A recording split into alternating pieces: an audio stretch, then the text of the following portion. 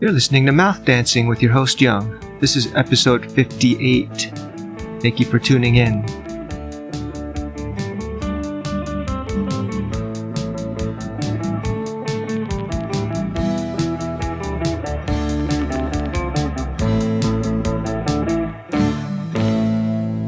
Really racking up the numbers here, aren't we? 58's a good number. It means I've been at it for more than a year now. A year and, a few weeks, give or take.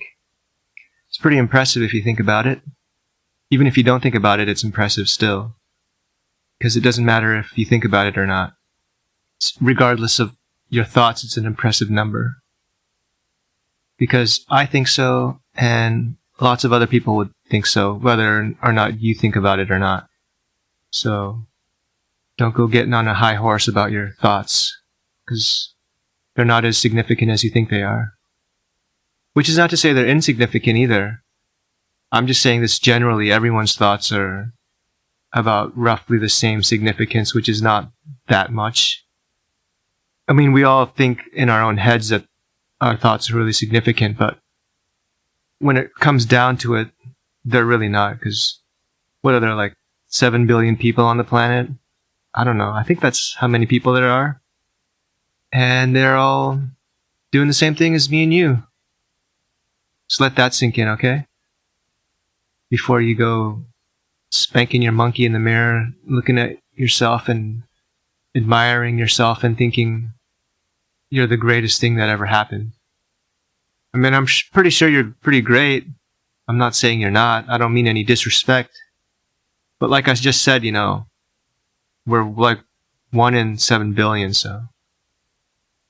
You ever hear people say someone has nice skin? I think it's mostly a compliment that women get. I mean, maybe occasionally men get it too, but probably generally from other women. People are like, oh, that person has really nice skin. Oh, wow, you have such nice skin. Let's break down exactly what's happening here, because it's a little bit weird, isn't it? Complimenting someone on their skin. It's like you would compliment a dog on their coat, right? Oh, that dog has such a nice shiny coat. But when you do it to another human, it's almost like you're treating them like they're some sort of an animal. I mean, technically humans are animals, right? But that's not the point I'm trying to make here. It's like you're just thinking of them as this sort of object, right? You're objectifying them, basically. That's not right. You shouldn't objectify people, because that's... I don't know, I heard that's bad. It's like thinking of people as objects is bad. I mean, technically we're objects too, right? But it's wrong to think of each other as being objects, because... I don't know, I just heard that in school, and in like sociology classes. I think there's probably some sort of moral or social basis to it. But yeah, you know what? It makes me think of Buffalo Bill from Silence of the Lambs. Oh, you got nice skin. Like he wants to peel all your skin off and make some sort of a suit out of it. I'm pretty sure his character was inspired by Ed Gein, that famous killer who was like killing women and then sewing their skin to make some sort of a suit like that resembles his mother, I think. But that's what it makes me think of when people say you have nice skin. It makes me think of Buffalo Bill. I guess in this culture where having nice skin is so coveted, I guess it makes sense that people compliment each other on it. And maybe I need to change my thinking about this. Maybe it's actually not that weird. Maybe it's okay to treat each other as like animals and like objects, and just admire each other's physical qualities like that. I mean, people do it all the time regardless, right? Say that, you got a nice butt, or got nice biceps, or I like your eyes, your hair, that kind of thing. So it doesn't matter what I think, which goes back to what I said in the beginning of the podcast about our thoughts not being as significant as we think they are, as they seem to ourselves, So it doesn't matter that I think that it's like something Buffalo Bill would say, that people have nice skin. It doesn't matter that I think that, because people say it anyway, and a lot of people don't even think it's weird. In fact, they think it's a totally normal thing to say to someone. And you just say to someone, hey, you got beautiful skin. I really like it.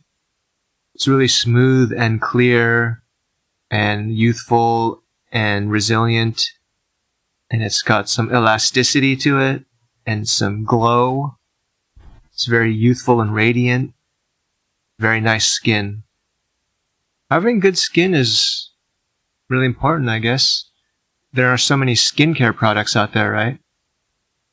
So all kinds of like moisturizers and rejuvenators and cleansers and exfoliators and what have you, masks, like a calming, toning mask. The whole huge multi-billion, maybe even trillion-dollar industry out there for skincare. So if you compliment someone on their skin, maybe they'll be quite flattered actually and say, yeah, I take real good care of it actually, and I've invested a lot into my skin. So thank you for that compliment. And I also think you have nice skin, in fact. What's your skincare routine? Maybe we could swap tips and then admire each other's skin like we're admiring objects or animals, because we've agreed that that's not weird, in fact, and it's okay.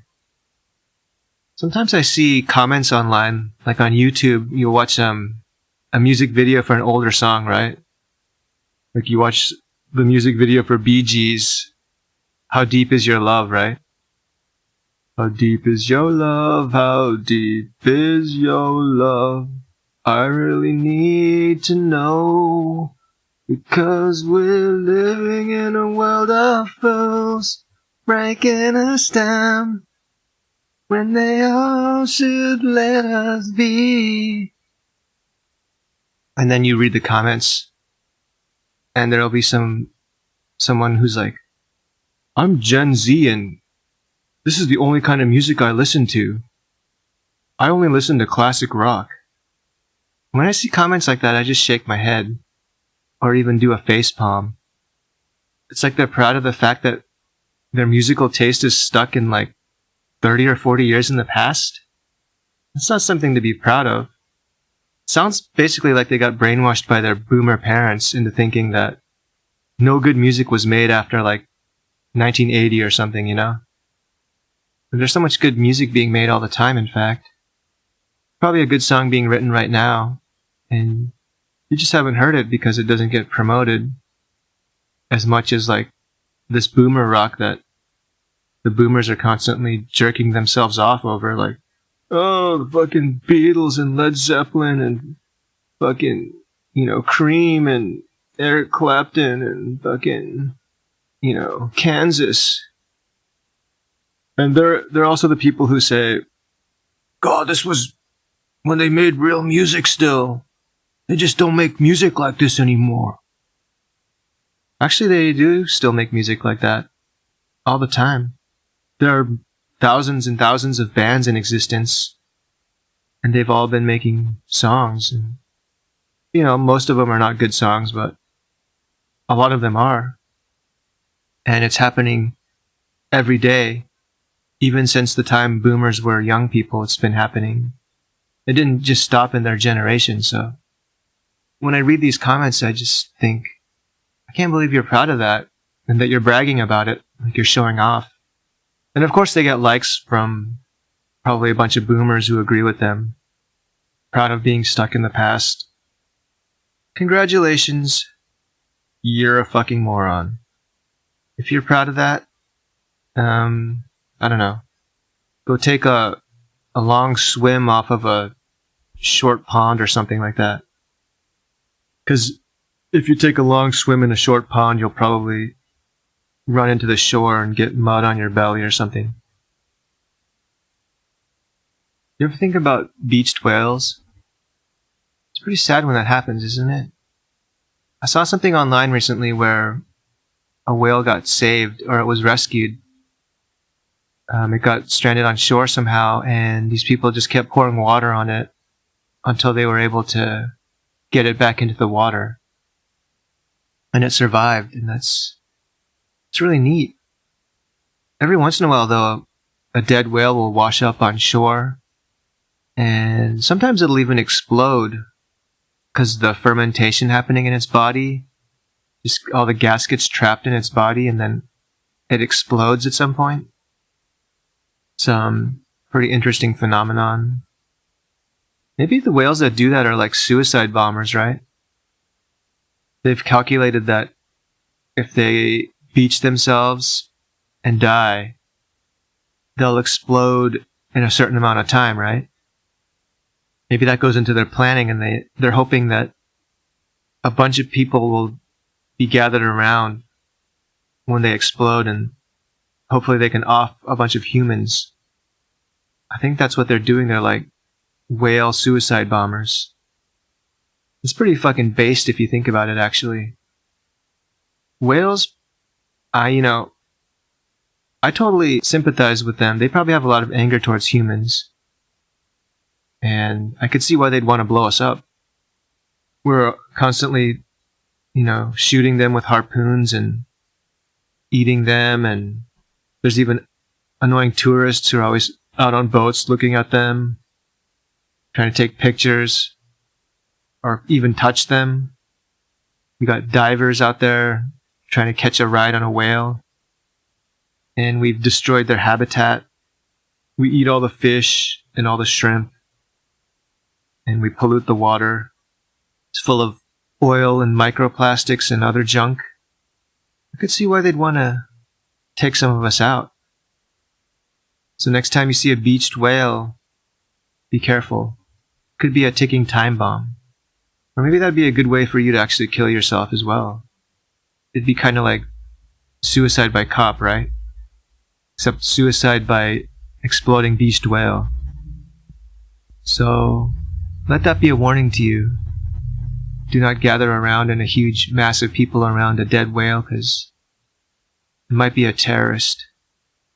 It's kind of a weird suicide bombing too, because it's already committed suicide before it explodes. So it doesn't die during the explosion, it dies before the explosion.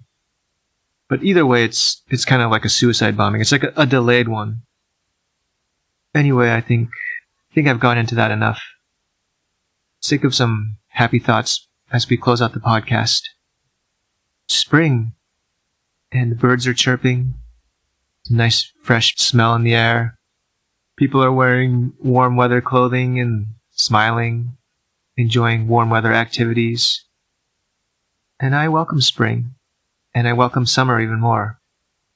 I love this time of the year. It's beautiful, and it's warm, and it makes me happy to see the sun. And on that note, let's end this puppy.